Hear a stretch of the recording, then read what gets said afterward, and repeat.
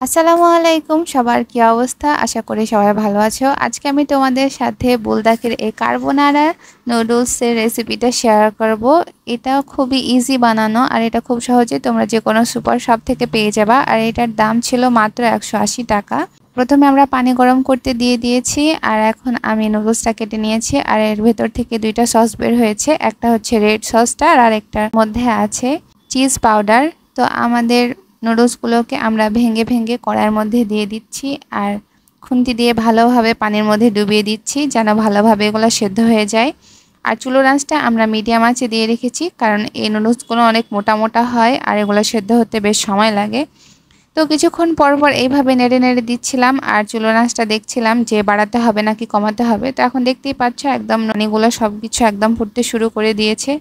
কিছুক্ষণ পর পর নেড়ে দিতে হবে আর দেখতে হবে যেন সবগুলা সুন্দর মতো সেদ্ধ হয়ে যায়। তো আমাদের নুডলসটা সেদ্ধ হয়ে গেছে আর এটার পানিও খুব বেশি নাই। আমরা পানিটা ফেলছি না, তোমরা চাইলে এক্সট্রা পানিটা আলাদাভাবে ফেলে দিতে পারো অথবা বেশি পানি দিয়েও সুপি নুডলস হিসেবে খেতে পারো। তো এখন আমাদের সসগুলো আমরা দিয়ে দিচ্ছি। প্রথমে আমরা রেড সসটা দিয়ে দিচ্ছি আর এরপরে দিয়ে দিচ্ছি চিজ পাউডারটা।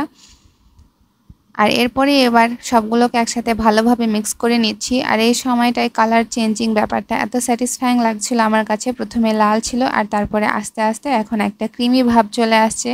তো আমরা চুলোর ওপরেই এটাকে ভালোভাবে মিশিয়ে নিচ্ছিলাম। তোমরা চাইলে চুলো থেকে নামিয়েও এটা মিশিয়ে নিতে পারো সসগুলোকে। তো আমরা চুলো আঁচটা একদম অল্প করে দিয়েছি। এখন আমাদের মিশানো শেষ, আমাদের নুডলস রেডি। এখন আমরা এটা বাটিতে নিয়ে নিয়েছি আর ওপর দিয়ে হোয়াইট সিসিমি সিড দিয়ে দিচ্ছি। এখন এটা ট্রাই করব। উফ, কি যে মজা খেতে, অনেক ক্রিমি, অনেক টেস্টি। 2x স্পাইসি নুডলসের থেকে এটা আমার অনেক বেশি ভালো লেগেছে। তোমরা এটা চাইলে ট্রাই করতে পারো।